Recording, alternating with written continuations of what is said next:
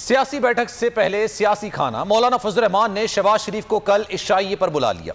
PDM सरबराही इजलास के एजेंडे को हतमी शक्ल दी जाएगी।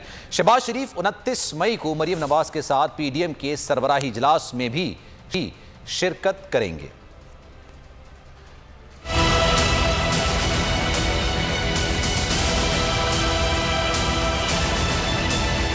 अपोजिशन जमातों को इकट्ठा और हुकूमत को टफ टाइम देने का मिशन। मौलाना फजल रहमान और शहबाज शरीफ की मुलाकात जुम्मे को होगी। सरबरा पीडीएम ने अपोजिशन लीडर को इशाइये पर मदऊ किया है। मुलाकात में पीडीएम सरबराही इजलास के एजेंडे को हतमी शक्ल दी जाएगी और हुकूमत मुखालिफ तहरीक में तेजी लाने की हिकमत अमली पर तबादला ख्याल होगा। शहबाज शरीफ मौलाना को पीपल्स पार्टी और एएनपी की पीडीएम में वापसी पर राम करने की कोशिश करेंगे। शहबाज शरीफ ने पीडीएम सरबराही इजलास में शिरकत का फैसला कर लिया। शहबाज शरीफ और मरियम नवाज 29 मई को इजलास में शिरकत करेंगे। नून लीग पीडीएम इजलास में आइंदा की हिकमत अमली का रोड मैप देगी।